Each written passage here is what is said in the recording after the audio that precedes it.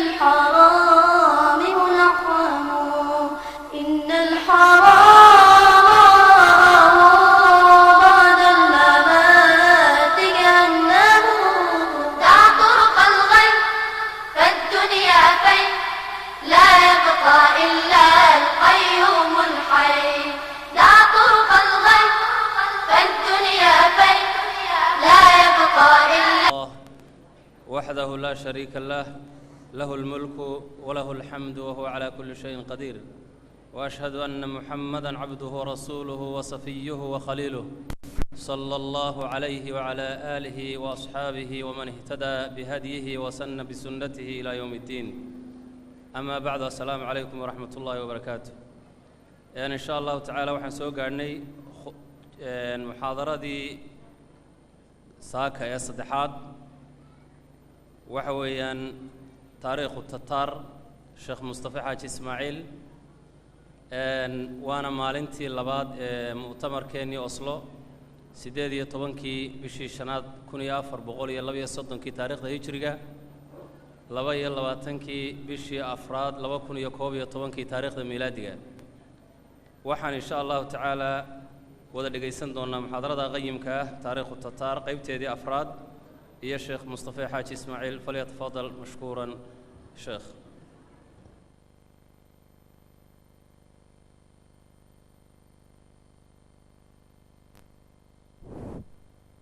بسم الله الرحمن الرحيم الحمد لله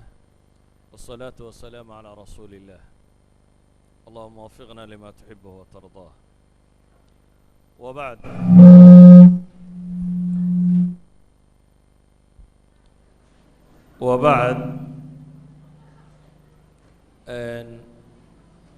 waxaan maanta ka warrami doonnaa haddii alla yidhaahdo beyj ama safxa ama qayb ka mid ah taariikhda muslimiinta beyjajka uguba madow marka taariikhda muslimka oo dhan laga warramo beyjajka ugu adag ee runtii qof muslimi inuu ka warramo ay dhibayso beyj ka midaan ka warrami doonaa beyjka warka aan ka sheegayo maaha litasliya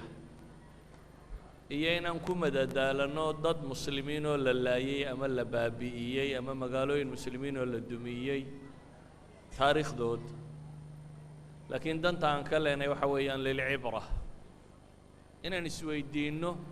maxaa halaagga intan leeg keenay maxaa dhibta intan leeg muslimiinta ku sababay waayo fi taariikhi alislaam waa markii koowaad ee caasimaddii muslimiinta ee khilaafa alislaamiya ka talinaysay min mashriqi ilaa maqribi ay hoos imanaysay waa markii koowaad ee taariikhda la qabsado waxaynu geli doonnaa markaa daris sheegistiisu ay naxdin badantay ka warrankiisuna uu adag yahay laakiin aan isku dayayo bal inaan soo guud maro intii aan guud mari karo waxaynu joognay dowladdii tataarka oo uu qabsaday ninuu awoowiyey jinkis khaan oo inankiisii ugu yaraa uu dhalay ee tuuli oo la yidhaahdo manko khaan waxaynu soo sheegnay dowladdaa uu qabsaday ninka la yidhaahdo manko khaan oo nin hooyadii masiixiya ay tahay saddex nin oo ay walaalayiin inuu kaalmaystay oo mid uu caasimadoodii ku reebay karakrum ama qaraqrum la odhan jiray midna uu eeshiyada fog u dhiibtay siiba china iyo wixii ka agdhodhow iyo kuuriya qabilay nin la yidhaahdo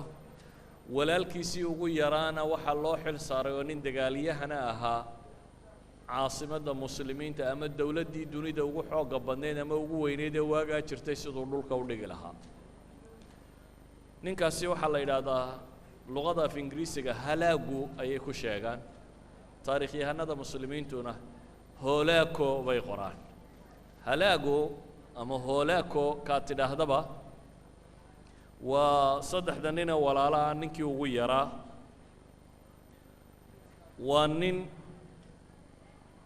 runtii ka talinayay markaa dawla alkhawaarzimiya dhulkii ay ka talin jirtay siiba bershiya ama dhulkii iiraan la yidhaahdo iyo waxa ku ag wareegsan weliba xaaskiisuna waa amiirad ama khaatuun waataynu nidhi khaankana raggaa la yidhaha khaatuunkana dumarkaa la yidhaha waa amiirad tagas khaatuun la yidhaahdo oo iyana masiixiyada marka boqorku hooyadiibaa masiixiyada ninka kanna xaaskiisa ayaa masiixiya waxaad dareemaysaa markaa masiixiyadda inay xoog badan ku yeelatay dowladdii tataarka iyo dhankeeda ninka kani siduu khilaafada islaamiga u dumiyo isagoo ah nin qalbi adag oo aan naxariis aqoon haddana wuxuu ahaa nin deggan oo tallaabadiisa aada uga fiirsada oo wuxuu u baahnaayoo dhan isku dayay inuu muddo sameeyo weerarun aan iska qaadin laakiin tijaabiyey inuu tamhiid hordhac tiro badan leh uu arrintaa u sameeyo hordhacaasi wuxuu ku qaatay muddo 5 sannadood uu ka shaqaynayay 649 ayaa la soo diray ilaa 654 hijiriyada 5 sannadood wuxuu waday diyaar garow isagoo beershiya jooga oo ciraaq aanay waxba u jirin ayuu haddana diyaar garow waday waxay dhahdaan nimanka taariikhda qoraa diyaar garow buu sameeyay 4 meelood ku saabsan kow wuxuu diyaar garow ka sameeyay bay dhahdeen infrastructure-ka ama albinya taxtiya oo ah logistics-ka waxaana yidhaahdaan sidii uu u heli lahaa ciidamada shidaalka wixii uu u baahan yahay oo dhan waddadii ay u soo mari lahaayeen dabeetana wuxuu sameeyey waddooyin isku xidha min ciraaq ilaa China waddooyin waaweyn oo isku xidha ayuu samaystay waddooyinkaasi uu samaystay oo dhul buuralaya mara oo Tajikistan iyo Afghanistan iyo Faris iyo dhulkaasi oo dhan mara ayuu samaystay waddooyinka uu sameeyey webiyaa dhulkaa mara webiyadaasi wuxuu u samaystay bridge ama jisr dhul ciidamada iyo qalabka iyo wuxuu u baahan yahay oo dhami ay ka tallaabi karaan oo waaweyn buu ku sameeyey wuxuu kaloo u dhigay ciidamo ilaaliya waddadaasi iyo meelahaasi ay marayaan logistics-kiisa oo dhami muwaasalaadkiisa yacni ciidanka taakulaymihiisa oo dhami dhulka ay marayaan ciddii ilaalin lahayd buu sameeyey wuxuu samaystay bay yidhaahdaan qalab wax lagu xambaaro oo xayawaan ay jiidaan oo waaweyn oo uu ku soo raray xusuunta ama qalcadaha dhufaysyadan waaweyn la galo ee dhagaxa ka samaysan ee adag qalab Chinese-ku ay samayn jireen iyo dhulkaasi oo lagu garaaco oo markaasi lagu dumiyo ayuu soo xambaaray oo soo qaaday oo China ka keenay ilaa iyo Baghdad duleedadeeda uu keenayay wuxuu sameeyey dhulka waddooyinkii uu samaystay inta u dhow ee agagaarkeeda wuxuu ka ilaaliyey xoolo dhaqdaan iyo xoolo duurjooga midnaba inuu daaqo wuxuu ku talagalay fardahoodu inaanay u baahanin in calaf loo qaado markaa seeru u sameeyey fardahan militarigu wato dee raashin bay u baahan yihiin si aan raashinkooda ugu cuslaanin waddooyinka isku xidha min China ilaa Baghdad ee ciidamadiisu ay marayaan agagaarkeeda seeru ka dhigay seeruhu waa dhulkan laga ilaaliyo xoolaha iyo wuxuuba inay galaan ee la ilaaliyo dhul lama degaanu ka samaystay oo ugu talagalay inaanay calaf waxay cunaan u baahan fardaha ciidamadiisu wataan waxaynu odhan karnaa wixii uu u baahnaa ee isku xidhka caasimadiisa iyo meeshuu ka yimi iyo dhulkuu degay wuu wakaajiyey kaasi waa qaybta koowaad ee diyaar garowga qaybta labaad ee diyaar garowga ee ninkani uu bilaabay waxa weeyaan diyaar garow aan lagu aqoonin dawladdii tataarka hore dawladda tataarka hore waxa lagu yaqaanay inay dawladnimadooda u ictiraafsay inay tahay sayidatul caalam hal qura inuu dunida nin quri ka taliyo wixii kaloo dhamina hoggaansi inay la yimaadaan luqada diblomaasiyadana ma yaqoonin waayo niman reer baadiyaa baa ahayn reer miyigu inta badan afkan nifaaq ee la isku soo dhadhaweeyo shaqadooda kuma jirto waa luqa waadixa oo ama la istilo ama la kala nabad galo laakiin ninkani wuxuu bartay luqati diblomaasiya iyo taxaalufaad siyaasiya gaashaanbuur inuu sameeyo isagoo dawladdii u xoog badnayda ayuu gaashaanbuur sameeyey gaashaanbuurta uu sameeyey waxaa la waday xaaqaankiisii weynaa ee Manco Khan waayo Manco Khan bay yidhaahdaan markii koowaad 651kiiba wuxuu aqbalay safaara diblomaasiyiin ka socda reer galbeedku inay tegi karaan qoran oo wada xaajood lala sameeyo diblomaasiyiintan waxaa soo diray Louis XVI oo dagaalkii koowaad ku jabay intaan la qabanin boqorkii Faransiiska oo ah Louis kii sagaalaad la odhan jiray 648 markuu jabay mar labaad muxaawalo wado 3 sano kadib ayuu u dirtay safaarad uu la hadlayo wali nimanka Tataarka muslimka inay wada weerari karaan safaaradda tan waxaa hogaaminayay raahib caan ah oo taariikhyahanada wax qora ka mid ah waliba nimanka Tataarka wax ka qoray ka mid ah oo la yidhaahdo William Robrick oo Dominikiya ayaa loo diray inuu noqdo safaarad iyaga iyo nimankan dhexdhexaadisa laakiin maadaama wali caqliyadii ahayd al-qutb al-wahiid nin quri you will be either with us or with the others caqliyadda abay haysteen caqliyadii maadaama uu rumaysnaa Manco Khan muu aqbalin qaabkii ay ula hadleen safiiradan u yimi waayo isagu wuxuu u yaqaano quri sidiiqu waa cidda taabica u ah saaxiib waxay yihiin ciddii dowladdiisa soo gashay raacda haddaad dowladda soo geli weydo cadowgaad ka mid tahay saasoo quri u yaqaano laakiin boqorradii reer galbeedna ee soo hadhay tabiciinnimadaa may aqbalin inay raacaanta waa diideen laakiin waxaa jira boqorro yaryar oo kristan oo tiro badan leh maadaama kuwii waaweynaaye yurubta galbeed ay diideen boqorro yaryar ayaa jiray maalan boqorkii haythamkii koowaad la odhan jiray haythamka koowaad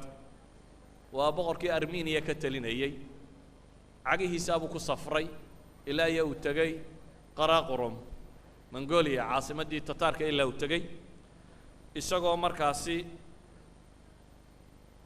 raba inuu heshiis la galo maadaama boqorkan isagoo lugaynayaba uu yimi si weyn buu soo dhaweeyay Manco Khan waxaa loo sameeyey soo dhaweyn weyn isna wuxuu aqbalay bunuudi tabaciya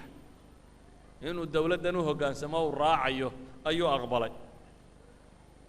oo uu ka mid yahay racaaya ama dadka dowladda taageersan ee raacsiisan inuu ka mid yahay haythamka koowaad wuxuu Manco Khan u oggolaaday kow boqorka iyo wuxuu hantileeya gaarka ah inuu nabadgelinayo wuxuu kaloo u soo oggolaaday kanaa'ista iyo adiiraadku yacni meelaha ay ku caabudaan diintooda masiixiyiintu inaan wax daraa'iba taxation inaan laga qaadin ee tagaska free ay ka noqdaan wuxuu kaloo u soo oggolaaday wixii dhul ahaa ama magaalooyin ahaa ay ka qaadeen salaajiqadu waa muslimiintii turkiga ahayd ay isdili jireen wixii dhul ay ka qabsadeenna in loo celiyo oo iyaga dib loogu soo wado waxa qudheeb uu oggolaadee boosina waxa weeyaan la taliyaashaydana ka mid baad noqonaysaa buu leeyahay arrimaha gobollada markaan wax rabo inaan ka qabto dadka aan kala tashan doonana ka mid baa tahay buu yidhi fii shu'uuni garbi aasiya fii muqaabili maada intaa marka loo oggolaaday maxaa isagana laga rabaa waxaa laga rabaa armeniyiintu in badan bay muslimiinta isdilayeen khibrad fiican bay u leeyihiin dhulka kan deegaankan muslimka dhaqamadooda waxaan oo dhan inay ka bixiyaan sida duwalkan waaweyn maraykanku markuu duulayay ingiriisku aan naf badan lahayn buu hoosta ku watay si laakiin khibrad buu leeyahay caalamulislaami waa expert buu ku yahay khibraadkiisa looga faa'iidaysto waxa uu sameeyey dhulkiisa ciidamadiisu inay free u noqdaan baabil mucaamalaat dowladda Tataarka iyo masiixiyiinta dhex maraya inuu oggolaado ay soo socdaan intaa kadib waxaa bilaabmay masiixiyiintii shaam deganaa iyo meelahaana inuu ninkani wada hadal la sameeyo oo la soo dhoweyn karo armeniya inay la taxalufto Tataarku xoog weyn ma ahayn laakiin waa caamil nafsi ah gaashaanbuur maraykanku markuu duulayo 3 dowladood oo yaryar buu ka haystaa baahi uma qabo militarily laakiin waxay ka mid tahay bihaylihi wa hayliyaamihi inaad dunidoo dhan baa ku soo weerartay marka lagu yidhaahdo marka lagu yidhaha hal dawlad baa ku weerartay macno kale fog bay samaynaysaa idan xilfi iyo gaashaanbuur buu bilaabay inuu sameeyo maxaa ka mid ah dawladda armeniya ciidamadeeda meelo yaroo khatar ah oo ku talagalay inaan isaga dad badani kaga dhimanna waa lagu buuxinayaa askar inuu keeno wuxuu bilaabay markaasi boqorro yaryaroo tiro badan oo muslimiin inay dawladda weyn iyana inay xidhiidh la wada sameeyaan ilaa cabsaa soo korodhay oo iyana la yidhaahdo waa dawlad sidiiqa ama xilfi wadaag ama xilfi istaraatiiji aan wada leenahay waxba ku kordhin maayo imise dawladooda yaryar baa maraykanka la leh xilfi istaraatiiji iyo xilfi kada waxba kuma kordhinayaan laakiin waa nooc min atabiciya inay aqbalaan diblomaasiyaddaasaa bilaabantay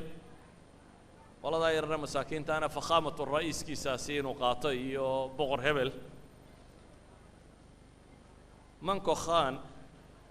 wuxuu kaloo bilaabay masiixiyiintii caalamulislaami ku dhex noolaa inuu xidhiidh la samayn karo ilaa xad uu xidhiidh la sameeyey bay taarikhyahanadu yidhaahdaan makayka batriiqii la odhan jiray oo baqdaad kristanka jooga batriiqay lahaayeen makika baa la odhan jiray makika wuxuu ku xidhmay oo xidhiidh la sameeyey baa la yidhahaa boqortooyadii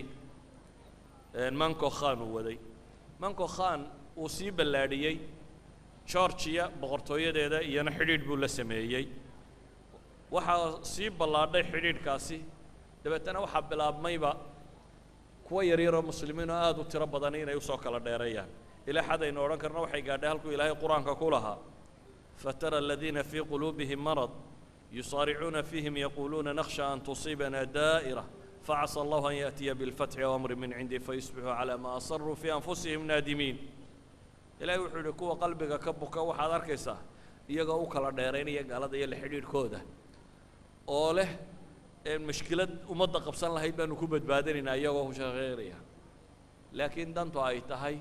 قلوبتو هذا مرض وكتشرابي ووعك على عراريا waxaa bilaabmay boqorro yararoo badanoo muslimiin inayna ku xidhmaan dawladdii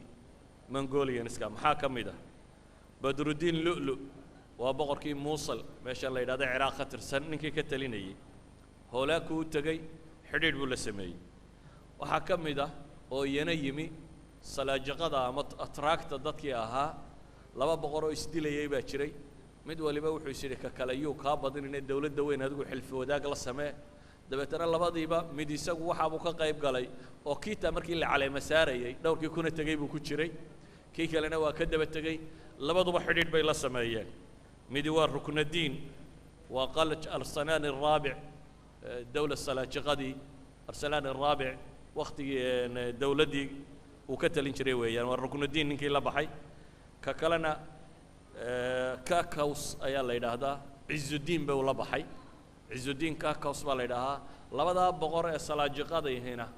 iyana way tageen xilfi wadaag bay la soo sameeyeen labada nin waxay ka taliyaan markaa waqooyiga ciraaq iyo turkiga intaas bay ka taliyaan iyana xilfi wadaag bay la soo sameeyeen arrintu intaasoo qura kuma sinna dawladda weyn waa laga wada cabsanayaa annaasir yuusuf waa suuriya xalab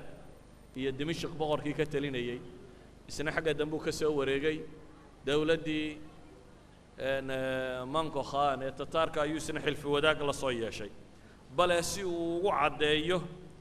inuu mar kasta uu heegan yahay oo arrimaha kan aqbalayo inankiisii la yidhaahdo alcasiiz ciidan baaba la soo siiyo ciidamadu wato hoolaako hurin ka mida la yidhi hoggaami waa boqor muslima inankii ayaa wuxuu hoggaaminayaa ciidamada hoolaako hurin ka mida ayaa la yidhi hoggaami waxaa kaloo yimi suuriya xums alashraf ilayubi oo isna xumus jooga si uu dawladda tan xilfi wadaag ula samaysto nimankan meesha maraya aan tirinaya dambe waxay ku abtirsadaan salaaxaddiin ilayubi waa dhashii ama kuwa awowyada u ahaa salaaxaddiin ilayubi weeyaan qolada tan tataarka xaggiisa usoo cararaysa waxaa ka mid a dadka xilfi wadaagga waaweyn la samaynayey dee nimankii hoggaamiyaashaba ka ahaa provinceski muxaafadaadkii muslimiinta qaybo ka mida maalan turkistan iyo maa waraa'i nahar oo dhan nin mascuud yalvash la yidhaahda haystay ninkaasina ciidan buu soo ururiyey waa maamulo ka tirsan waa qoladii la socotay oo kale uun maraykanka markii uu ciraaq qabsanayay ee meelaha uu dhiibtay waa maamule meeshaasi maamula oo uu dhiibteen tataarku isna ciidamo badan buu soo qoray oo muslimiina oo jaanibka tataarka ka dagaalgelaya waxaa ka mid ah dadka uu xidhiidhka la soo sameeyeen basaasiintii iyo wixii ilaa xad baqdaad bay soo galeen ra-iisul wasaarihii khilaafada islaamiga ah baa xidhiidh lala sameeyey waa kuma waa mu'ayidiin alcalqami mu'ayidiin alcalqami ashiici waa meelaha bay yidhaahdaan boqorka kan meesha qabsaday siyaasad darradiisa uu gafka weyn kaga dhacay 42kiiba wuxuu saaray madaxnimo ra-iisul wasaarihiisii hore markuu dhintay ra-iisul wasaare shiiciyuu qaatay oo weliba mutatarrif ah ayuu qaatay bay yidhaahdaan ninka kani oo shiiciga ah isla sanadka baqdaad la qabsan doono sanadkii ka horreeyey waa sanadkii ay dhacday fitnadii baan rajaynayaa baqdaad ka dhacday ee shiicada iyo muslimku islaynayeen dowla alcabaasiya sideedaba iyo calawiyiintuna col bay ahaayeen oo intaasoo thawro oo calawiyiina bay 500 sannadood ay xukumayeen ay laayeen saa daraaddeed sidoodaba iskumay fiicnayn iyagoo isku qabiil oo isku jiliba oo cali ibn abi aalib iyo cabbaas ay ku kala abtirsanayaan reer binu cabdilmuطalib wuxuuba isku yihiin haddana dowlad ahaan iskumay fiicnayn markaa shiicadu aad bay uga cabanaysay dowladdan cabbaasiyiinta si kastaba ha noqotee ra-iisul wasaarihiina wuxuu xidhiidh hoose la yeeshay hooleko intaa waxaa sii raaca oo hooleko waxaa la weydiinayaa inuu fudaydiyo ciidanka tataarku siday u soo geli doonaan meesha waxaana loo ballan qaaday boqorka marka la rido majliska ka talin doono guddiga loo dhiibi doono baqdaad ee ka talin doonta in madax looga dhigayo adigu booskaagaba waayi maysid baa la yidhi majlis alxukm majlis la yidhahday tataarku samaynayeen markii baqdaad ay rideen dabeetana majliskaasa adiga madax lagaaga dhigayaabaa ballankaasaa la siiyey khulaasadu waxa weeyaan ciidamadii tataarku intaanay dagaalka bilaabin waxay sameeyeen xilfi wadaag tiro badan oo ay ka soo samaysteen xukaamtii muslimiinta iyo kuwii kiristankaba ee agagaarka joogay oo markaasi akraad u badnaa iyo shiico dowla alcabaasiya markii khawaarzimiyiinta la liqayay dee umay gargaarin bal ee tataarkay taageeraysa iyaga marka la liqayo waa aljazaa'u min jinsi alcamal de maadaama adba kuwii hore aada lugta u qabatay adna cidinku difaaci mayse waxay noqotay adna qaar lugta ku qabtoon in lagugu itixaamo isba dowla alkhawaarzimiya iyo muslimiintii milyanka loo dilaya aan ka warramayay ama nishabuur ama marwa ama samarqand ama bukhaara markii la tirtirayay umay gargaarin taasi waxay sababtay dadku siduu u kala furfuraa in iyagana markooda dad tiro badani u ku soo baxaan boqorradii karamaan ka talinayey oo barq ninkii la odhan jiray oo ah khiyaathudiin ayaa meesha madax uga dhigtay jalaaluddiin kii walaalkii weeyaan waa boqorkii khawaarzim ee moxamed ayaa dhalay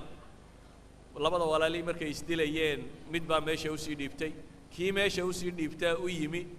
kii intuu ikhtiyaal ku sameeyo madaxa ka gooyey ayuu u geeyey madaxii khiyaathudiin waxaa loo diray maxay qaraaqarun baa loo diray iyadoo lagu bishaaraynayay inan kale oo uu boqorkii khawaarzim uu dhalay inuu ka soo takhallusay isna meeshaa la yidhaahayso way soo socotay qutbadiin mid la yidhaahdo meesha joogay iyo nin kale oo ku loolamayo abibakar lo odhan jiray labadooduba ciidamo iyana usoo direen holaako ay leeyihiin waa kula xilfi wadaagta ay ku biirayaan marka aan soo duuduubo qodobka koowaad waxa weeyaan waddadii wuu hagaajistay iyo askartiisi iyo ciidamadu meeshay mari lahaayeen qodobka labaadna waxa weeyaan gaashaanbuur ballaadhan bay samaysteen si khilaaf alcabaasiya loogu duulo qodobka saddexaad waxay bilaabeen xarbi dacaayiya dunida waxaa la ysku haystaa dagaalka dacaayaddu dadka ciidamada wuu niyad jabiyaa dadka wuu dhibaa maraykanku dunida wuxuu u sheegay cirka waxaa ugu maqanaya sida xabadda liin ee dhulka taalla inay arkayaan hadda dad waaweyn ay daydayayaanna weli way arki la'yiin laakiin waxaa laynaga dhaadhiciyay teknolojiyadu xadkay gaadhay midhliina haddii dhulka waxay yidhaahdaan garankaad xidhantay haddii sida kale loo rogo wuu akhriyi karaa waxa meesha kaga qoran waa dacaayaadku markaa dadka way jebiyaan sidoo kale tataarku waxay faafsadeen dacaayo aad u cajiib ah dacaayadaasi caamadii iyo dadka qalbiyadooda way gelgeshay si dacaayaadkaas ay u faafi karaan kow dadka badh malaa weylaadkii iyo balaayooyinkii u dhigay Jenkins Khan dee 30 sano hadda ka soo wareegay Jenkins Khan 617 bay ahayd markii uu weylaadka ugu waaweyn dhigayay iminkana waa dhowr iyo 50kii 30 sano ka soo wareegay dadkan cusub malaa aad u garan maayaan Jenkins Khan sheeko ku yahay si wax loo xasuusiyo ciidamo yar yar bay direen oo wax laaya oo wax gumaada oo dadka baqa galiya oo ruubiga dib u abuura waxay kaloo sameeyeen waqooyiga Ciraaq oo dhan meelo ka mid ah duulimaadyo ku qaadeen Saruuj Sanjar meelahaasi oo dhan waxay dhaceen qaafilaad ay lahaayeen dawlad Cabbaasiya dadkii muslimiinta ahaa oo waxay dhahaan hal qaafilo qura ay 600 oo kun oo diinaar ka dhaceen waa tajmiid al-amwaalkan oo kale adigu wixii xoolo lala wareegi karayay waa lala sii wareegay waxay samaysteen dad gabyaaya kuwa sheeka abuurayaala suugaan yahano waqtiga dacalaamka ugu badan ee gabayga iyo wixii la mid ah waxaas iyo tirinaya amaanta nimankan tataarka iyo weeraryahannimadooda dacaayadka la faafin jiray mesela kutubu taariikh ay qorto waxa ka mid ah tataarka warkooda lama helo qofna warkiisa ma waayaan yani waa CIA bay leeyihiin iyo FBI khatara oo adigu meesha istaagtaba way ka war hayaan laakiin iyaga akhbaartooda lama gaari karo dacaayadka la faafin jiray waxa ka mid ah tataarku hadday magaalo soo galaan wuxuu bay galaan iyadoo laba ogeyn sida ay waxooda u sirayn karaan tataarka dacaayadka la faafinay waxa ka mid ah dumarkoodu sida ragga u dagaalamaan nin iyo naagii ku hela waa isku mid askarta waa ka takhalusaysa dacaayadka la faafiyay waxa ka mid ah tataarku wax nool oo ay helaan way cunaan hilibka wax ka xaraansan ma jiraan xataa dadkay cunaan baa la yiri caalamka islaamiga oo dhan waa qurbanaya niman aan waxba reebay wuxuu arkaba qof liqaya oo noola ah waa khatar waa wax laga bixi karo waxa la gaarsiiyay inay yiraahdaan tataarku maadaama wax kasta cunaya ninka tataarka ahi saadba uma baahna wuu iska soconaya bahal iyo dad wuxuu helaba maadaama uu cunayo ma qaataan saadka baa la yiri iyagu waa nimankaasi socda dacaayadu waxay gaadhay xad oo aad u bajiyaan dadka waraaqu qorayay waraaqahay u qorayeen boqorrada way gilgishay mesela balaan hal warqadaydin akhriyo oo ka timi boqortooyadii tataarka iyo hoolaakiya kooxdii oo ku socota boqor yaro ka mid ah boqorradii muslimiinta wuxuu leeyahay nahnu junuudullah bina yantaqim mimman ata wa tajabbara wa taqa wa takabbar wa bi amri llahi ma atamar nahnu qad ahlakna albilad wa abadna alibad wa qatalna an-nisaa wal awlad فيا أيها الباقون أنتم بمن مضى لاحقون يا أيها الغافلون أنتم إليهم تساقون مقصدنا الانتقام وملكنا لا يرام ونزيلنا لا يضام وعدلنا في ملكنا قد اشتهر ومن سيوفنا أين المفر دمرنا البلاد وأيتمنا الأولاد وأهلكنا العباد وأذقناهم العذاب وجعلنا عظيمهم صغيرا وأميرهم أصيرا تحسبون أنكم منا ناجون أو متخلصون وعن قليل تعلمون على ما تقدمون وقد أعذر من أنذر أوراق صغري سجعي عربادة وقت جاء السعودي أيان من أدبيها لأنه قرين وحلي أنه أسكرتي إلهي بانوني وحي كبرئ قوقة إيه سوينية إيه إلهي أمر كيس قادم وايا أي أنك إلهي نقول عرب قوي أبو كلي أسكر إلهي بانو نوحي نوع عاصة وقمادنا أنك بولي يدول كوانو هلاقني وأضوميه واتر ترني ودمر يعرورتي بواليني ورهوي كوا هرايو كوي دنتاك دبت جيسان وركوي نور موجاهي حق عسال يدين سي وضاه دنت يدوا أرجوسي بقرت يدوا مدان لسوعلين cadaaladayadu waa mid faaftay seefaha yaga xagee laga geli dhulka waa tirtirnay carruurta waa agoomaynay addoomaha waa halaagnay cadaabka dadka waa dhadhansiinay kuwooda waaweyn yar yar baanu ka dhignay boqorradoodana maxaabiis baanu ka dhignaa ma waxaa u malaynaysaan inaad naga baxsan doontaan goor dhow ayay idin garan doontaan waxa aad la kulmi doontaan war ninkuu digay kuma dilin buu ugu gebagabeeyey waa waraaqdu u diray boqorradii muslimiinta ayaa meelaha waraaqda loo dirayaa qaabkaasay u qoran tahay dee boqorraa walba iska baqayay oo gaashaanbuur dhimay isugu tagtay oo waraaqaha loo diray ay kuwan yihiin waxay keentay in aada loo kurbado markaynu saddexdaa qaybood ka nimaadno ee ah taakulayntiisi iyo zaadkiisii siduu u dhowrtay iyo waddooyinka u samaystay xilfi wadaag siduu u samaystay iyo gaashaanbuurta uu dhistay iyo iclaamka iyo hanjabaadda uu samaystay qaybta afraad waxa weeyaan militarily siduu u diyaar garoobay militarily diyaar garowgiisa laba dhan buu ka sameeyey dhan waxa weeyaan ciidanka muslimiinta in la daciifiyo dhanna waa ciidankiisa weerarka galaya siduu u xoojiyey ciidanka muslimiinta taarikhyahanadu waxay sheegayaan ninkii ra-iisul wasaaraha ka ahaa meesha ee mu'ayiduddiin alcalqami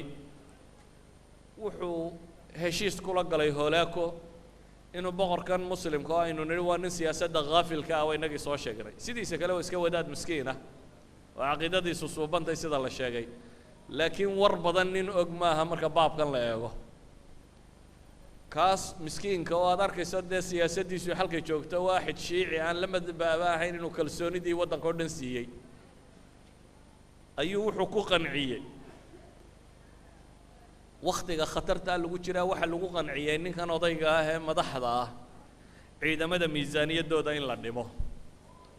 oo ciidamadan tirada badan leh kharash badan baynu u hayaanay in la yareeyo oo tasalluxan tirada badan leh inaynu iska dayno iyo hubkan iyo waxaanaynu samaysanayno oo dhan inaynu iska dayno waxaynu u baahanay buu leeyay wax soo saarkeennu si uu u bato ciidamada badh inaynu qaybta beeraha iyo sinaacada iyo wax soo saarkan kale ee waddanka inaynu ciidamada badh u wareejinno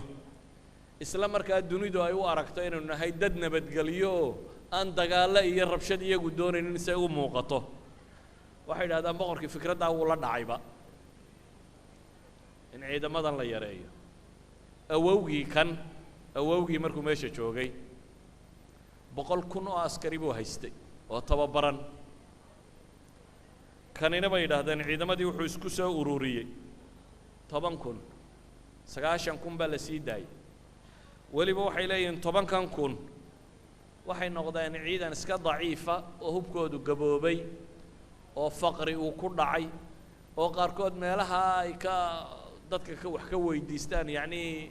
askari moralku ka dhinto xataa wuxuu cuni lahaa aan saani u haysanin ibnu kathiir markuu masalada tan ka warramayo wuxuu leeyahay eedoo dhan waxaa iska leh ra-iisul wasaarihii waddanka laakiin doctor raaqib asarjani isagoo tacliiqinayo wuxuu leeyahay ibnu kathiir lama qabe waddanka ninka u madaxda kan haba fikradda ha qaba buu yidhi laakiin kan laga dhaadhiciyey isba ma dhaamin buu leeyahy ee ummadda mas-uulka ka ahaa ee fikradda tan qaatay ma ahayn buu leeyahy fikrad saxa iyada oo ciidankii muslimiinta ee khilaafadu uu sidaa u eg yahay ciidankii tataarkuna uu xilfi wadaaggaa tirada badan la soo samaystay ayaa haddana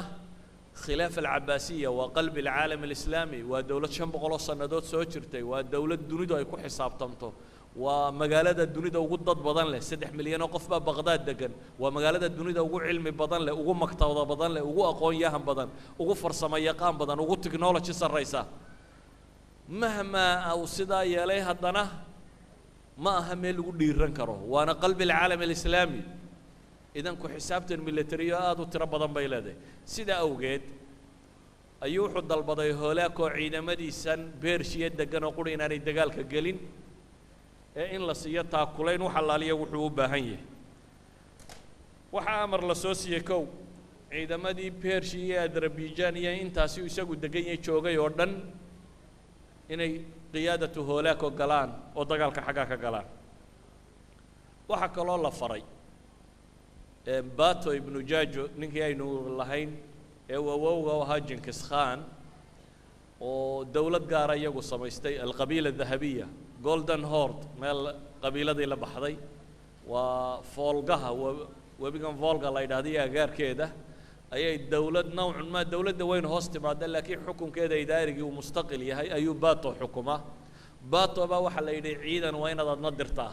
oo meeshaasi geysaa bato wuxuu soo diray isagana ciidan 3 inan oo walaalkii dhalay ay hogaaminayaan oo tiro badan ayuu yidhi idinkuna dagaalka ka qayb gala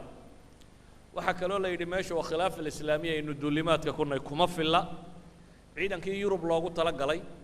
oo turkiga xaggiisa sare jooga oo dagaalyahan bijo la yidhaahdo aynu hore uga sheekaynay uu hogaaminayo isna waxaa la yidhi ciidanka oo dhan dib u celi dhammaantaa ciidankii yurub oo dhan dib u qaad khilaaf alislaamiya baqdaad dib u gal baa la yidhi isagana bijo in 1 kilomitir ah buu baqdaad u jira amarna waxa lagu siiyay inuu dib u noqdo 1,000 kilomitirna muslim baa degan 500 kilomitir meelahaasi oo dhulka turkiga ah 500 kilomitir oo ciraaq iyo dusheeda dhammaanteed waa dowladihii yaryaraay ee muslimiinta waa salaajiqadii aynu sheegaynay meeshay ka talinayeen shaamiyiintu qaybtay ka talinayeen ee ayuubiyiinta ahaa muusa shan aynu lahayn badrudiin baa haystay dhammaanteed waa duwal yaryar oo islaamiya laakiin waxaa la faray intaasoo dhan inuu ka tallaabo oo uu tago meesha la yidhaahdo baqdaad inuu ka dagaal galo waxaa kaloo ciidan laga soo ururiyey boqorkii armeniya hetham isna wuxuu keenay ciidan ka socda waddankiisii boqortooyadii yarayd ee georgia kurj iyana xilfi wadaagga la gashay iyana horin kaley soo dirto ciidana oo dagaalka ka qayb gasha maadaama meeshu ay khilaafadii to ay khatar tahay dowladdii weynayd ee jayne ka talinaysay dib baa loogu noqday waxaa la yidhi ciidan si gaara u tababaran baa loo baahan yahay 1,000 nin oo gantaallada dabka sida tuuri yaqaana baaladan wax lagu gubo oo jayna ah ayaa iyana jayna laga soo diray oo iyana qalacaadka nimanka dabka xagga sare kaga guba ah ayaa jaynana laga soo diray intaasoo ciidana ayaa la isugu keenay dabeetana 3 qaadadii macruufka ahayda ayaa la yidhi baa hogaaminaysaan dhammaantiin waxaa hoos tegaysaan baa la yidhi holeko 3 nin oo qaadadii macruufka ahaana wuu wataa waa holeko oo ciidanka qayb wata katabqa waa oo nin ka mid ah ciidamadii tataarka weliba geesiyadooda waaweyn isla markaana isagu masiixi buu ahaa katabqa taariikhda haddaad dib u daraasaysaan waa qitas ninkay isheleen tataarka waaga la soo jebin doono caynu jaaluut macrakada la yidhaahdo goobahaasi xagga qoladan gaalada ninkii hogaaminaya weeyaan katabqahani marka waa nin masiixiya isla markaana tataara hogaamiyaashooda waaweyn ka mid ah katabqana qayb baa loo dhiibay qaybta saddexaadna waxaa wata bijo oo ah qaa'idkii yurub inuu furto lagu talagalay 3 qaa'ide waaweyn baa wata ciidanka tataarka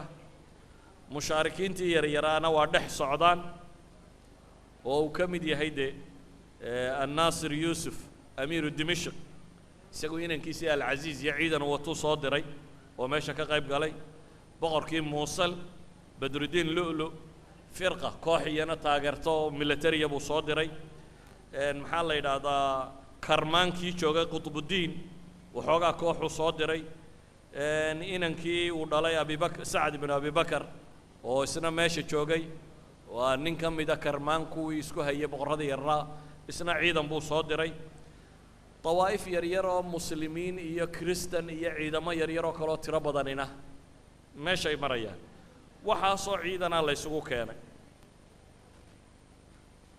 muslimiintii tirada badnayd ee turkmenistan iyo turkistan iyo dhulkaa deganaydna ciidamada laga keenay markaa meesha tan caalamka oo dhan baa maraya askar muslimiina guutooyin gobollo islaamiya ka socda guutooyin gobollo kristana ka socda iyo 3 guuto oo waaweyn ama 3 ciidan oo waaweyn oo ka socda nimankii la odhan jiray tataarka ciidanka intaa leeg baa isugu yimi waxaa jirta markuu ciidankii soo dhaqaajiyey ayuu Holaco mas'alo kale ka fakiray oo ah luuq yar baa u dhaxeeya isaga iyo Baghdad oo ay degan yihiin nimanka Shiicada Ismaaciiliyiinta la yiraahdo xashaashiyiinta dabeetana wuxuu yiri armay nimankan rabshad kugu keenaan malaa waxa fiican intan inaad cagta mariso ka takhallustid Shiicadii meesha joogtay ayuu weerarka ku qaaday Shiicada meesha tani waa niman aad u dagaalyahanaa bay ahaan jireen dhul buuraley oo khatarna degan qalcadoodii ugu weyneyd markuu dagaalka ku qaaday ayaa taayifada ninkii hogaaminayay ayaa soo baxay Ruknuddin nin la oran jiray baan filaya wuxuu dalbaday inuu heshiis la galo Holaco intan dambe nin siyaasi uu noqday heshiiska waa ka aqbalayaa buu yiri laakiin qaa'idkiisii miidaaniga ahaa ee ciidanka hogaaminayay ayaa diiday dabeetana dagaal bay ku qaadeen qalcadii way furteen wixii ku jirayna waa laayeen Ruknuddin oo Shiicada haysta wuxuu codsaday Shiicada inta kale Ismaaciiliyiinta oo dhan heshiiskan qaadanaya ee heshiiska ha layga aqbalo saasa baa la yidhaahdaa Holaco khita kalu dago wuxuu yidhi khalaas waan aqbalay laakiin bishart shartigaana ku aqbalaya waxa weeyaan waliba taariikhyahanadu shartiga kan markay ka warramayaan qiso tiro badan bay sheegaan kow taa'ifada tani Ismaaciiliyada la yidhaahdaa dagaaladii iyaga iyo Tataarka dhex maray waxay dileen Chagtai ninkii la odhan jiray iyagaa loo tiriyaa eena Genghis Khan ahaa ciidamadan Holaco uu wadana waxaa la socota Chagtaigaasi inan uu dhalay oo amiirada oo aabaheeda inay u aarto raadacaynaysa dabeetana waxay istiriyaduna halkan aarkii wuu ka dhadhow yahay inaad aarkaa hesho Ruknuddin waxa la yidhi waxaanu kuu diraynaa Qaraqorom boqorka heshiiska la soo gal Qaraqorom baa loo diray Manko Khan markuu yimi Manko Khan wuu xanaaqay la kulmi maayo buu yidhi Holacona wuxuu ku yidhi fardaha Tataarka inaad dariiqa intaan leeg soo mariso soo daaliso iyagoo waxaasoo kala wado aad ii keento may ahayn buu leeyahay fardaha Tataarku inay sidaa u daalaan iyagoo ninkan oo kala wada maaha buu yidhi waxa dib baa loo soo celiyey Ruknuddinkii meel dhexe markay marayeen ay madaxa ka gooyeen si aan la garanayn ilaa hadda taariikhdu ma sheegto sababtii lagu dilay laakiin meel dhexe markii la marinayay ayuuma laga takhallusay taa'ifadii Ismaaciiliyada oo boqorkoodiina la dilay ayuu Holaco wuxuu ku yidhi heshiiskaan idinla galay laakiin hal midaan idinka rabaa waa istira badiseen oo wasniga leedin wasni aan ahayn miisaankiina iyo xajmigiina awood aan lahayn baa sheeganaysaan heshiiskaan idinla galay laakiin waxaan wax idinku siinayaa awoodiina markaa soo bandhigtaan inta ay leegtahay saa daraadeed waan idin tirinayaa tiraan wax idinku siinaya Shiica Ismaaciiliya tiradeedu intay leegtahay baan wax ku siinaya waxay yidhaahdeen nimankii Shiicada Ismaaciiliyada maanta wax laynoo ogoliyay xooggeena aan muujinno maxaan samaynaa meel kasto Ismaaciil jiraha laga war doono Shaam kuwii deganaa qaar Baghdad meel kasto ay joogeen waa la isaga yimi waayo waxa la isleeyay maanta xoog baa helaysaa markay isu wada yimaadeen ayuu gunta ka gooyay xabadba kama sii dayn Holaco Shiica Ismaaciiliya waqtigaas taariikhda ugu dambeysay war dambe ay leeyihiin Aga Khan kan iyo midharkan meelaha marmara ayaa ka soo hadhay laakiin Holaco intuu ururiyo meel isugu wada geeyay markuu isla helayna madaxa ka gooyo dhamaantood diray Shiicadii markuu meel ku hubsaday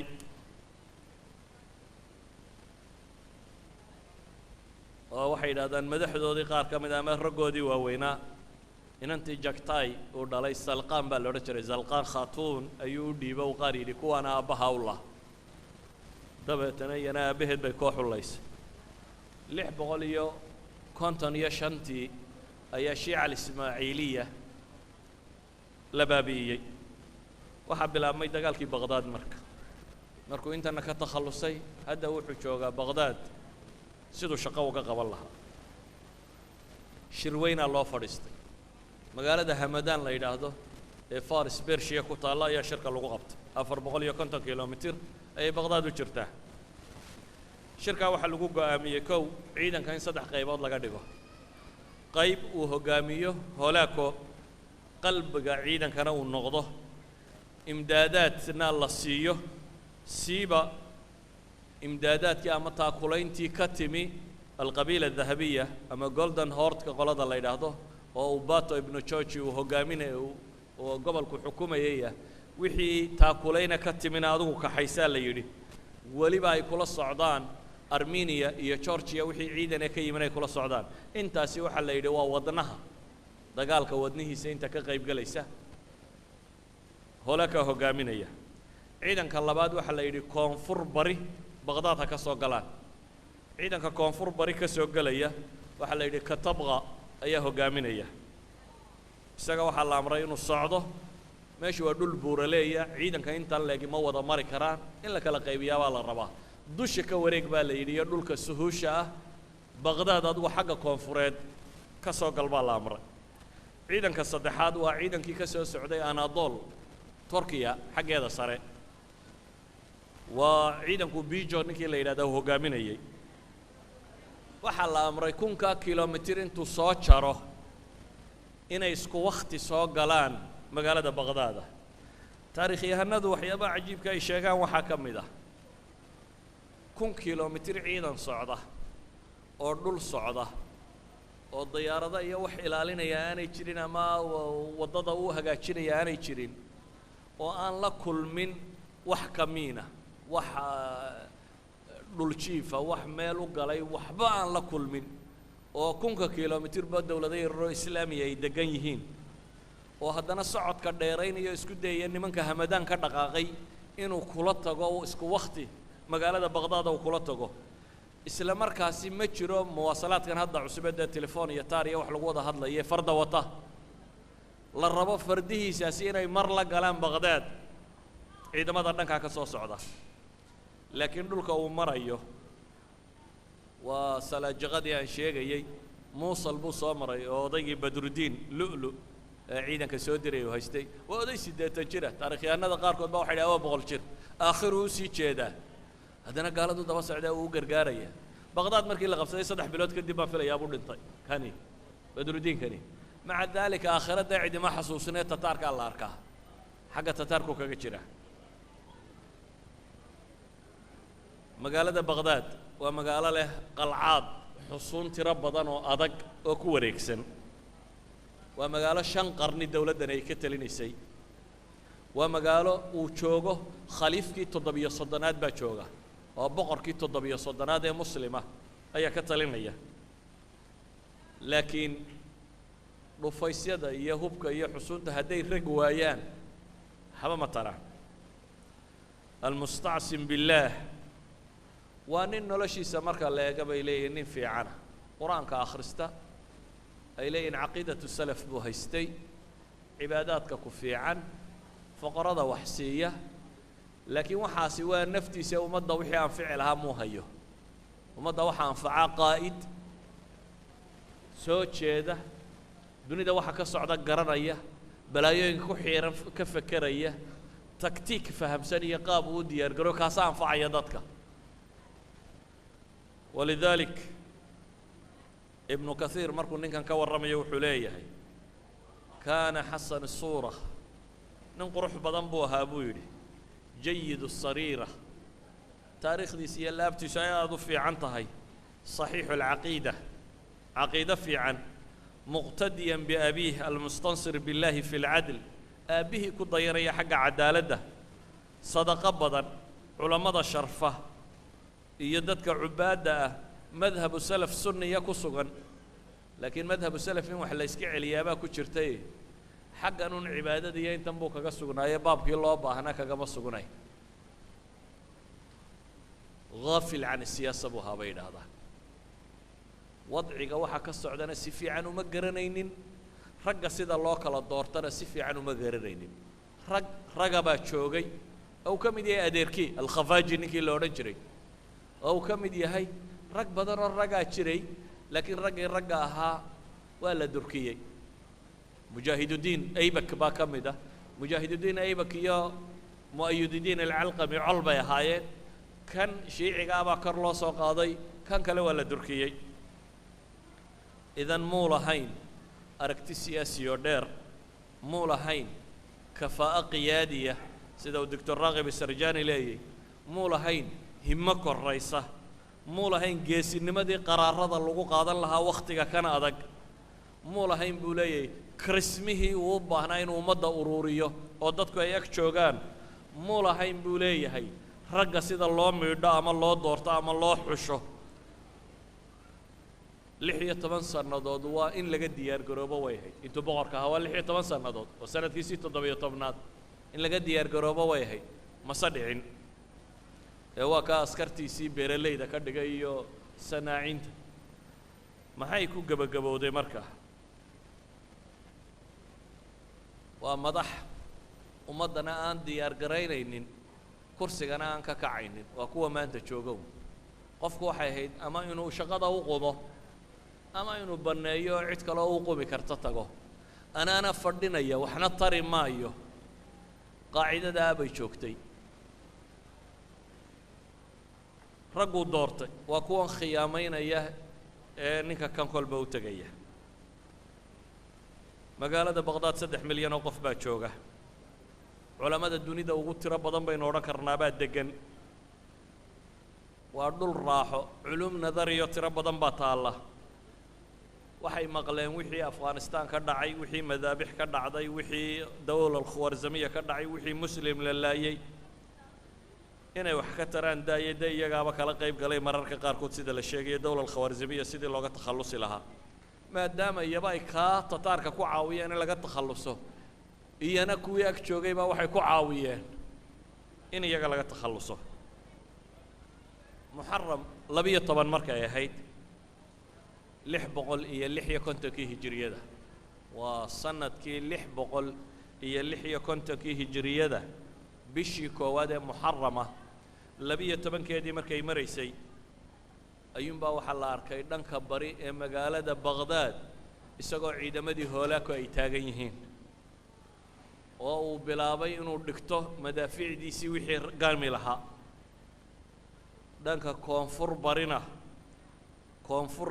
yacni bariga oo koonfurta raacsiisanna katabqaa baa ka soo galay. markaasuu boqorku hambaabiray. dabeetana ijtimaac taari ah, kulan degdega ayuu qabtay. kulankii degdega ah baa laga wada hadlay. kulanka qola waxay leedahay aan la heshiin oo isdhiibno oo nabadgelyo arrinta ku dhammayno. waa fariiq uu hogaaminayo ra-iisul wasaarihii waddanku mu'ayyidiin alcalqami. 2 nin oo kale, nin la yidhahdo mujaahidudiin aybak iyo nin la yidhahdo sulaymaan shaahna waxay leeyihin war waxaas wax lagu hadla maaha. aan jihaatanna wax iska celinno oo cidina nabad waxaynugu siin maysee aan difaactanoo dagaalanno. muddo ra'yigii markii la rogrogay, boqorku maadaama nin iska niyad fiican ahaa kuwan jihaadka sheegay buu iska raacay. wuxuu yidhi waa yaan wax iska celinno. dabeetana mujaahidudiin aybak iyo ninkii la socday sulaymaan shaah baa la yidhi ciidan diyaariya. nimankii markay ciidankii diyaar garoobeen oo xaggan xusuunta ay ka samaysan tahay iyo qoladan in laga hortago loo diyaar garoobayo, ayaaba war yimi la leeyay alambaar baa la marayaa. ciidankii yurub ka soo galaa isna halka maraya. meeshan ambaar imika la yidhahdo ciraaq ayuu maraya. waa meel aad u dhow aan waxba u jirin, waana dhul bannaan oo dabeetana waxaa la yidhi waxoogaagii ciidankee la ururiyey war bal qoladaa waajaha. mujaahidudiin wuu soo baxay isagoo ciidankiisii wata. wuxuu ka hortegay bijo iyo ciidamadii dhankan yurub ka soo galay ee 1,000 kilomitir soo socday ayuu ka hortegay. laakiin nasiib darro trainingku haddaanu fiicnayn oo si fiican taktiigii military waa laga tiro badiyey. waa uu tallaabay, webigii bay iyana ka soo tallaabeen. meel dhoobo oo mustanqacaad oo biyo fadhiisinoo xagga shishe looga maray, sidii wax jabay baa la ysaga dhigay. ciidankiisii wuu soo eriyado kooxdii bay ka daba yimaadeen. injineero ciidanka la socday bijo wato ayuu diray. xagga dambey ka wareegeen. biyo xidheennadii ku xidhnaa meesha waa la faruuray oo biyihii waa la soo daayey si waddankan oo dhan dhooba ay uga dhigaan. jusuurtii meelihii laga tallaabayeyna waa la jabiyey markii ciidankii maxaa la yidhaahdaa taakulayntii oo dhan laga jaray xagga dambe webigii la faruuray ayuu ciidamadiisii ku soo jeestay dhoobo iyo meel aan farasba ordin la limanayo ayay joogaan gamtaa loo joogsaday mujaahidiin aybak iyo in yaroo la socotay mooyaane ciidankana waa laga takhallusay dib ay u soo noqdeen iyagoo firdhaday baqdaad soo galeen iyadoo waxoogaagii ciidankee la ururiyeyna biijo uu badda ku cabbay ka soo takhallusay waa ciidan goobta lagu dagaalamayo dhulkiisii ay tahay oo haddana looga aqoon bato lagu khiyaameeyey waa dhulkiisii waa ciraaq gudaheeda lagu dagaalamaya laakiin waa looga taktiiki badiyey dabeetana iyagii baa meeshii ku jabay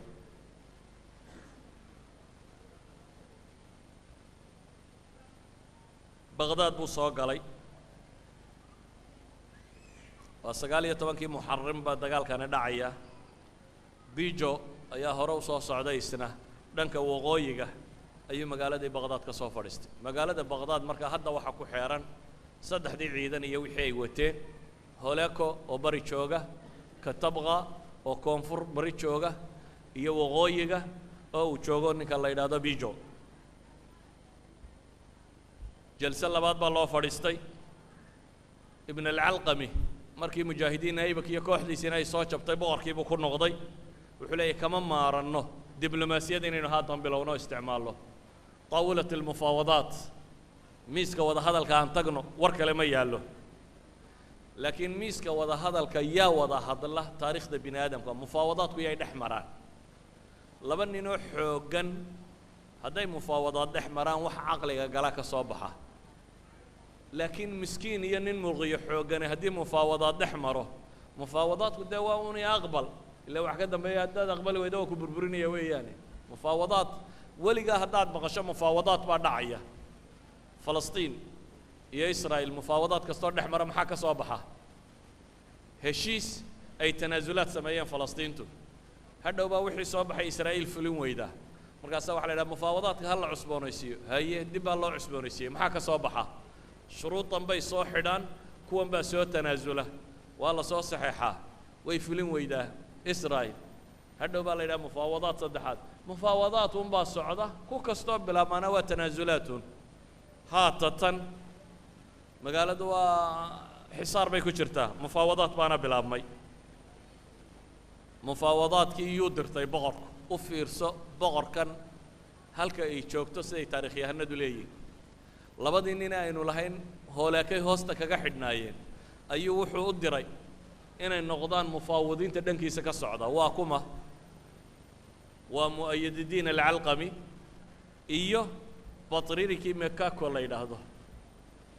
kiniisadii kristanka ee joogtay baqdaad batriirigeedii mekako iyo mu'ayadidiin alcalqami labadaasaa la diray inay mufaawadaadka hoolaaka la soo galaan hoolaaka labadoodii markay u yimaadeen wuxuu yidhi dhegaysta adiga waxaan kugu ballan qaadaya wax masiixiya inaan la taaban kiniisadahaga iyo waxaaguna inay kuu badbaadaan wixii lagu siin karana lagu siiyo adna waxaan kugu ballan qaadayaa baqdaad maalintaan gacanta ku dhigo majliska xukumaya ayaan madax kaaga dhigaya baqdaad iminka ra-iisul wasaaraad ka tahay marka kan adaa talin doonaba meesha qabsanaya maxaa tala ah markaa dawladda waxaa korkeeda saaran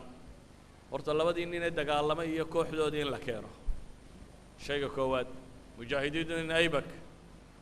iyo sulaymaan labadaasi de waa mutaطarifiin iyagu ahlu taطarufkana dunida lagama ogola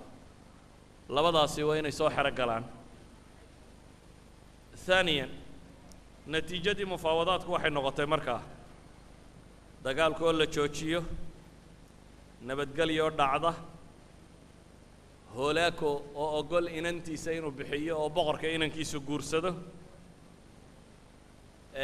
boqorka almustacsim billaahi kursigaan adigana kuu daynayaa buu yidhi reer baqdaad oo ammaansi waxani waa wixii uu hoos ula galay wixii aan idiin sheegayo hore waa wixii uu hoos ula galay labada nin laakiin mufaawidku muxuu u geynayaa boqortooyadii boqortooyadii waxaa loo keenay ninkii heshiis baanu la gallay heshiisku muxuu dhigayaa dagaalka in la joojiyo nabad la qaato hoolaako inantiisa in inankaaga loo guuriyo si nabadda loo adkeeyo reerku u xidhido kursiga boqortooyada in adiga lagu daayo aad boqorkaaga ahaato reer baqdaadna ammaan in la siiyo intaasi waa intay iyagu helayaan shuruudda ku xidhani maxay tahay laakiin bishuruud waa inaad shuruudatan fulisaan intaasaan anigu aqbalay buu yidhi hoolaako laakiin shuruudan baa fulinaysaan waa maxay shuruudu wax allaaliya waxa qalcad ee baqdaad ku yaalla waa inaad dumisaan shardiga koowaad shardiga labaad waxa weeyaan wax allaaliya wax khanaadiq godadka dhufaysyada aa leediin oo dhan waa in la dumiyaa shardiga labaad waxa weeyaan wixii huba in la soo dhiibo saddexaad wixii hub ah in la dhiibo shardiga afraad ee ugu dambeeyana waxa weeyaan inaa aqbashaan dawladda guud ee tataarka ee qaraaqaram caasimadeedu tahay inaa hoos timaadaan raciyada inaa ku biirtaan intaas haddaa annagu wax kale uma soconno hola kaale annagu waxaan u soconnaa inaanu cadaaladda sugno xorriyadda iyo ammaanka inaanu ilaalinno qaabkaasaan u soconnaa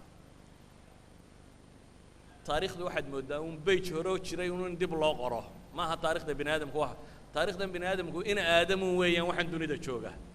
waa aadam iyo intuu dhalay god aan hore loogu soo jabini ma jiro ilaa iyo maanta godadka jooga haddaad taariikhda dib u akhrido waxaan tan u akhrinayaaba ma aha inaan idin raaxeeyo oo muslim baaba ayaa idinka raaxeeyo laakiin waa inaan idin tusiyo taariikhdu beyjaj la rogo inteeda badan inay tahy ciraaq soo maydan maqlaynin waxaa lagu qaaday hubka in laga mamnuuco hubkeeda inay gubto united nationka in loo soo diro waxa hubleeda inay gubto cunaqabata in lagu sameeyo in kan lagu sameeyo muqaabilu dalik waa maxay nabadgelyaa laydin siinaya kadibna in xilfi wadaag uu maraykan soo samaysto dabeetana biduuni qaanuun in lagu qabsado kullu dalik taariikhda bini aadamku baqdaad suquudkeedii shalay ahaa iyo kii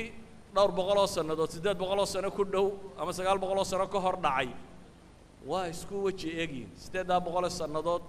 beejku dib unbuu isu soo rogay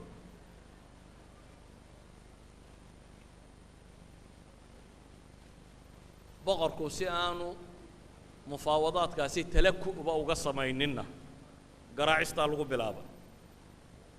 in magaalada garaacistu ay ku socoto bishii safar la odhan jiray bilowgeedii baa waxaa la bilaabay 4 maalmood in garaacis xooga lagu sameeyo magaalada ibnu kathiir wuxuu sheegayaa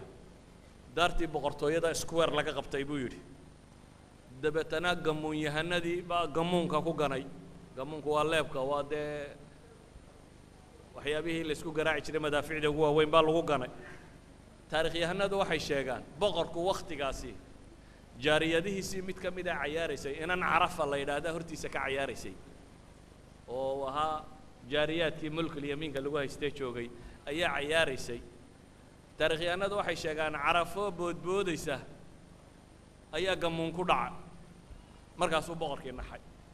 hortiisa markay inantiina ku dhacday ayuu boqorkii naxay bay yidhaahdeen waxay yidhaahdaan gamuunka lagu dhuftay waxay ugu soo qoreen bay yidhaaheen weedh ah idaa araada allaahu infaada qadaa'ihi wa qadarih adhaba min dawi lcuquuli cuquulahum baa ku qorrayd bay yidhaahdeen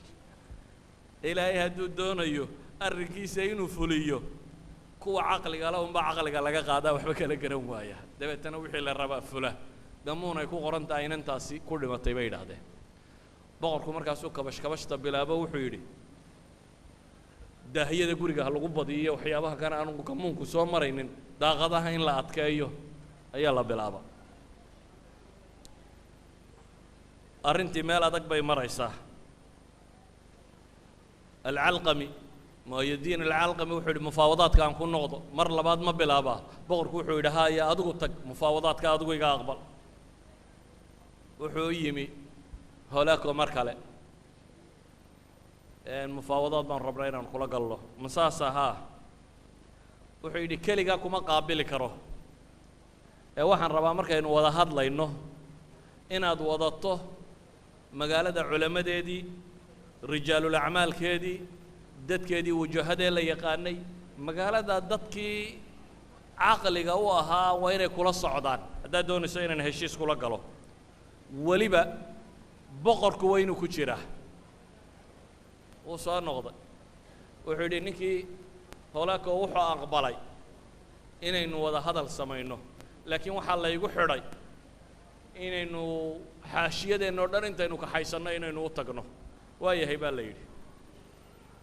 waxaa la soo kaxeeyey 700 oo ka mid ah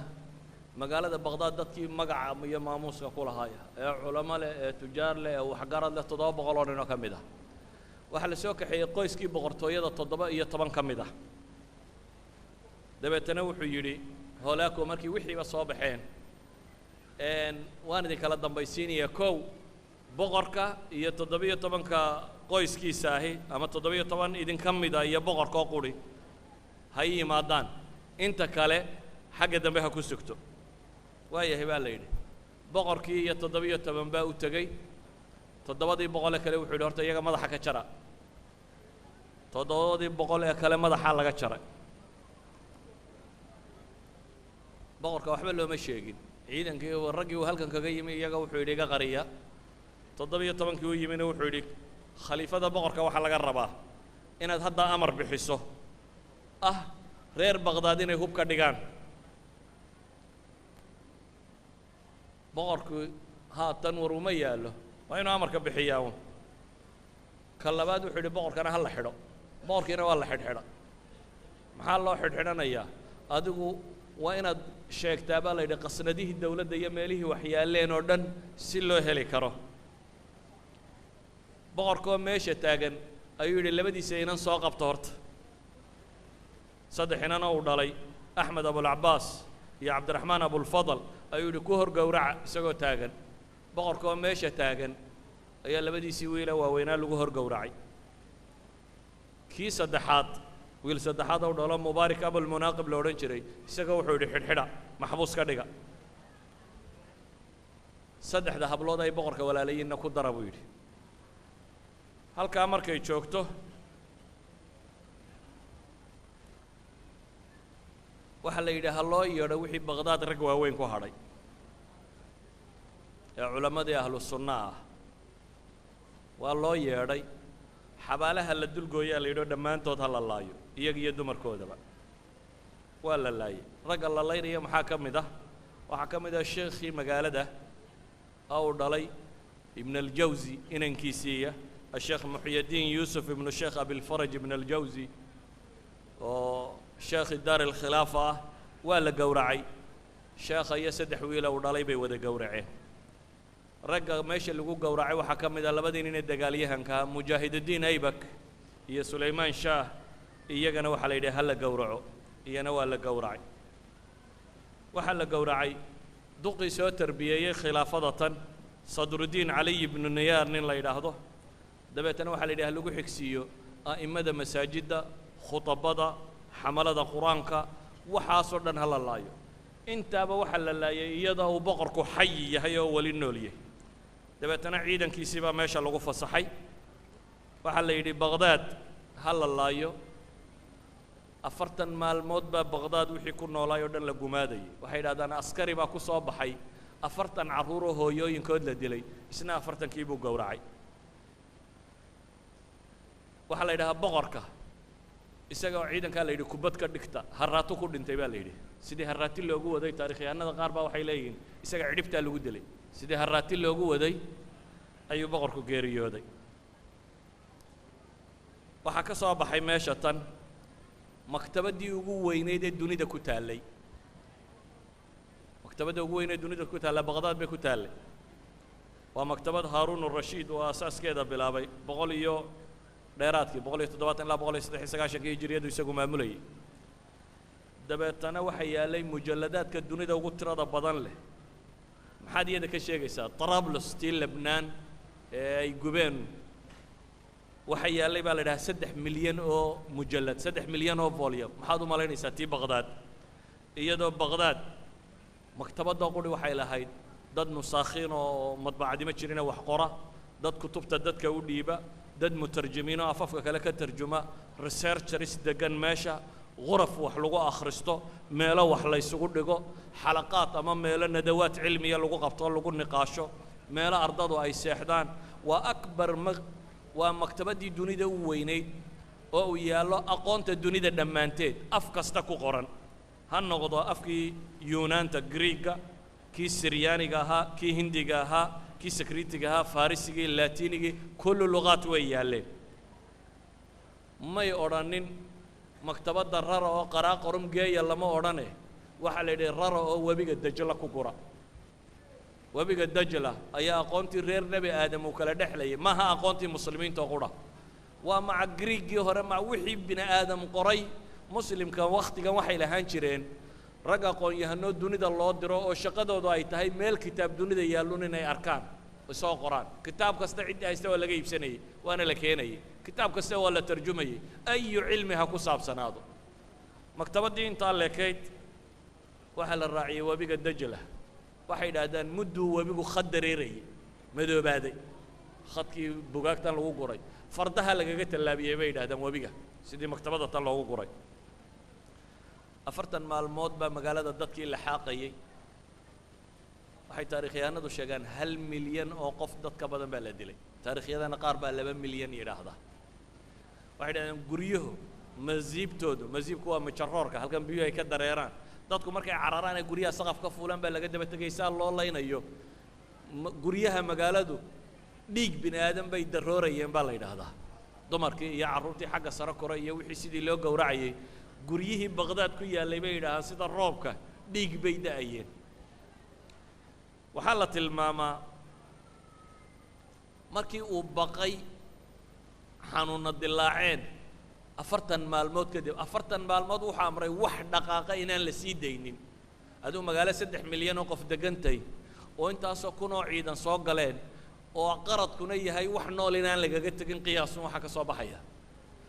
oo maalin iyo 2 iyo 3 aan inay 40 cashaa 40 markii lagu waday ayuu ciidamadiisii wuxuu uga baqay xanuunadu inay laayaan markaasuu yidhi ka soo baxa ibnu kathiir wuxuu leeyahay dadkii taacuniya balaaya ka dilaacay waman najaa min aطacni lam yanju min aطaacun buu leeyahay ciddii birta ka nabad gashay daacuunkii baanay ka nabadgelin buu leeyahay baqdaad intii hadhayna kaloora laayay daacuun baa laayay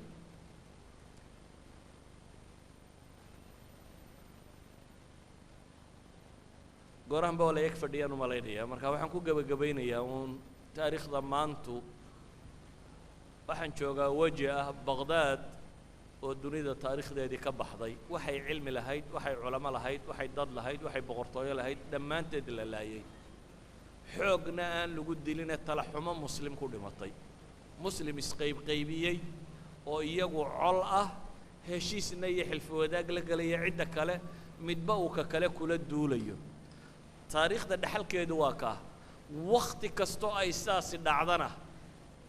ma aha inaan dadkan ku jirin dad cubaadi ama qaar ilaahay bariya ama qaar salaad badan ama qaar caqiido wanaagsan xataa boqorka la leeyahay ba caqiido fiicna laakiin caqiido fiicni quri waxba ma tarayso haddaanay ummaddu wixii la faray aanay samaynin dhammaanteed haddaanay diyaargarowgii la faray aanay samaynin ummad kasta oo muslima oo iyadu isku jeesata oo istunta waxaa abaalmarkeedu yahay caasimadaheeda in gaala ka taliso waana inta maanta dunida ka taagan والله أعلم بالله التوفيق